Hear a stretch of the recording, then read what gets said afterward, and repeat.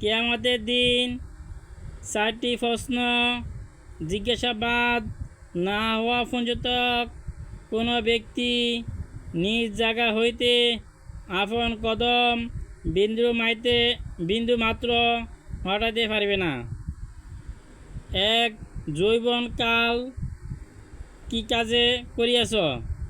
যৌবনকাল কি কাজে শেষ করিয়াছ? 2. যৌবন কি কাজে ব্যয় করিয়াছ? 3.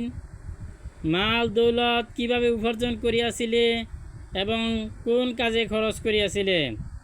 4. এলেমের উপর কতটুকু আমল করিয়াছ?